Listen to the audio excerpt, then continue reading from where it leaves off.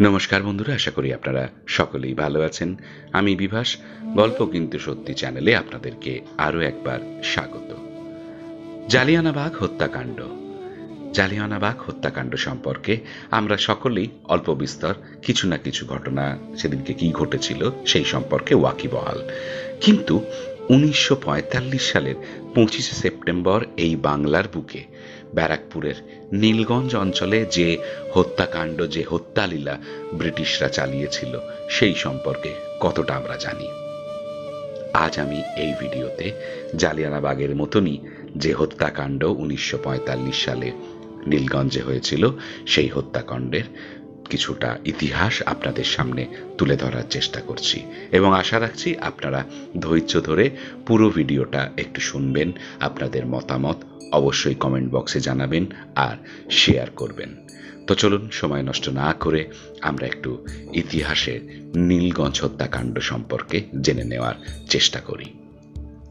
অনেক রক্তের উপর দাঁড়িয়ে আছে ভারতের স্বাধীনতার লড়াই। জানা অজানা কত বিপ্লবীদের সম্মিলিত প্রতিরোধের ফসল পেয়েছি আমরা। তবে সব গল্পই কি ইতিহাসের পাতায় উঠে এসেছে? এমন অনেক কাহিনী আছে যেগুলো আমাদের অগোচরে রয়ে গেছে, বলা ভালো সামনে আসতে দেওয়া হয়নি। ব্রিটিশদের অত্যাচারের নৃশংস কিছু চিহ্ন চাপা পড়ে গেছে ইতিহাসের তলায়। নীলগঞ্জের নারকীয় হত্যালীলা এরকমই একটা ভুলে যাওয়া অধ্যায়। তবে আসল বর্ণনায় আসার আগে একটু পাদপূরণ করা যাক। এই ঘটনা অবশ্য সবারই জানা। ভারতের স্বাধীনতার ইতিহাসে অন্যতম উল্লেখযোগ্য এবং গুরুত্বপূর্ণ ব্যক্তিত্ব এর সঙ্গে জড়িয়ে আছেন। INA বা ইন্ডিয়ান ন্যাশনাল আর্মির প্রতিষ্ঠা, আরো ভালো করে বললে আজাদ হিন্দ বাহিনীর সূচনা। নেতাজি সুভাষচন্দ্র বসুর নেতৃত্বে এই বাহিনী রীতিমতন ত্রাস তৈরি করেছিল ব্রিটিশদের ভেতর। শেষ পর্যন্ত নানান কারণে পরাজিত হয় বটে, কিন্তু গোটা দেশবাসীর মধ্যে চিরস্থায়ী জায়গা করে নেন তারা। এরপরই বেশ কয়েকটি ঘটনা ঘটে। লালকেল্লার ঐতিহাসিক বিচার সভা তো আছেই, সঙ্গে রয়েছে আরো দুটো রহস্য। প্রথমটা নেতাজির অন্তর্ধান, যা আজও সমাধান হয়নি, আর অন্যটি অবশ্যই নীলগঞ্জের হত্যাকাণ্ড। তবে নীলগঞ্জের হত্যাকাণ্ড নিয়ে কিন্তু যে কতজন সেই হত্যাকাণ্ডের শিকার হয়েছিল বা আসলে কি ঘটনা হয়েছিল সেই নিয়ে বেশ কয়েকটি মতামত কিন্তু ভিন্ন ভিন্ন আছে। ঘটনা বা মতামত যতই ভিন্ন থাকুক, ঘটনার মধ্যে একটাই সত্যতা রয়েছে যে নীলগঞ্জ হত্যাকাণ্ড কিন্তু একটা ইংরেজদের নৃশংস হত্যাকাণ্ড ছিল।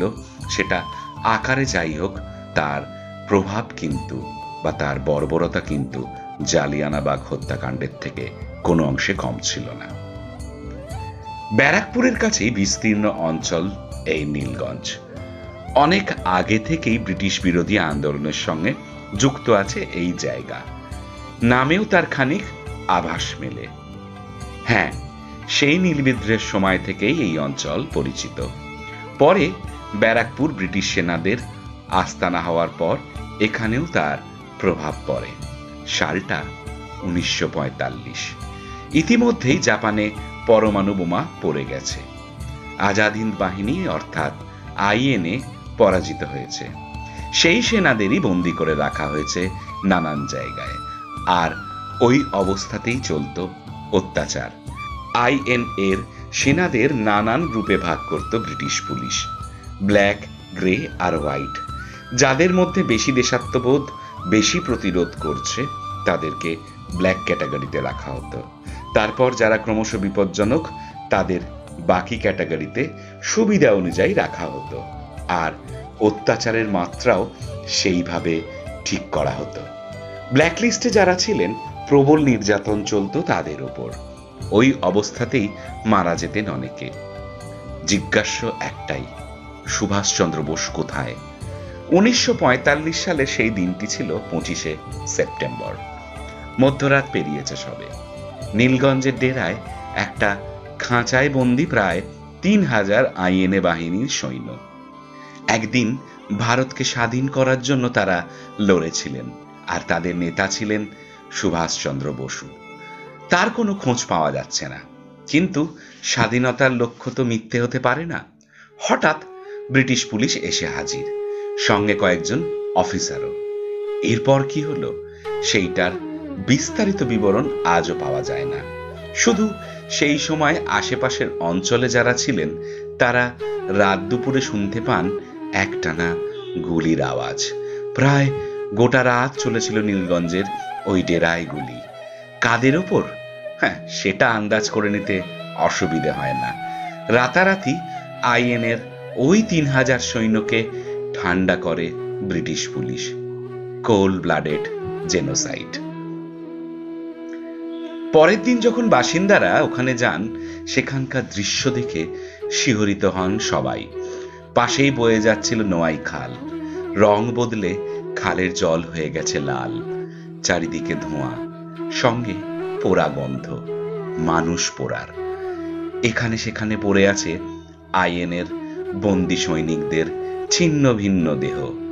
এক জায়গায় মাটি খোঁড়া হচ্ছে, সব দেহ একসঙ্গে সেখানে চাপা দেওয়া হবে।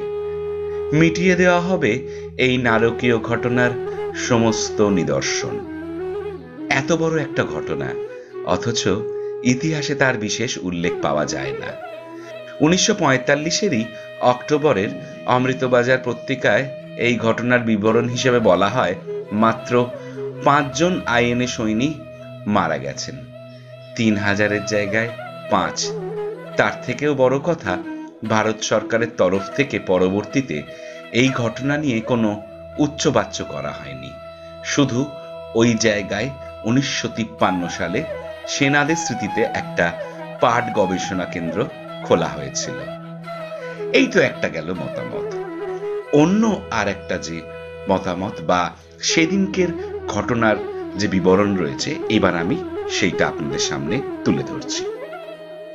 ব্রিটিশ ভারতীয় সেনাবাহিনীর 26/3 মাদ্রাস রেজিমেন্টের commanding officer AC Gopalan Nambiar, captain R Menon, subedar Ramaswamy Thevar ও জামাদার বিশ্বনাথ কোনার নীলগঞ্জ বন্দি শিবিরের তত্ত্বাবধানে ছিলেন। সরকারি তথ্য মতে শিবিরে আজাদ হিন্দ ফৌজের মোট 1024 জন সৈন্য বন্দী ছিলেন। 25 সেপ্টেম্বর 1945 সালের রাত্রি 10টার সময় শিবিরের সকল আলোয় নিভিয়ে দেওয়া হয়। সেই সময় সকলে ঘুমের জন্য প্রস্তুত হইতেছিলেন। এমন সময় ক্যাপ্টেন মেনন বন্দীদের গালাগালি করেন এবং তাদের দ্রুত শ্রেণীবদ্ধ হতে বলেন। বন্দীগণ সঙ্গে সঙ্গেই আদেশ পালন করেন। অল্প সময়ের মধ্যেই বন্দি শিবিরের বিপদ সূচক সংকেত ধ্বনি বাজানো হয়। এরপরে ক্যাপ্টেন মেনন ও জমাদার বিশ্বনাথ কোনার 50 জন সিপাহী সহ বন্দুক, রাইফেল ও পিস্তল সহ উপস্থিত হন। মেনন তাহার লোকেদের বন্দীদের ওপর গুলিবর্ষণ করতে আদেশ দেন, কিন্তু সিপাহীগণ তার আদেশ পালন করেনি, কারণ পূর্বেও বন্দীদের ভীতি প্রদর্শনের জন্য এইরূপ আদেশ দেওয়া হতো। পূর্ব রীতি অনুসারে ব্রিটিশ সৈন্যরা কয়েকবার ফাঁকা আওয়াজ করে, কিন্তু ক্যাপ্টেন তাদের গুলিবর্ষণ করতে আদেশ দেন। ফলে ব্রিটিশ সৈন্যরা শ্রেণীবদ্ধ নিরস্ত্র বন্দী সৈন্যদের ওপর গুলিবর্ষণ শুরু করেন। বন্দী সৈন্যরা নেতাজি কি জয় ও জয় হিন্দ ধ্বনি কহিতে কহিতে মাটিতে লুটিয়ে পড়েন। 5 মিনিটেরও বেশি সময় ধরে গুলি চালানো হয়।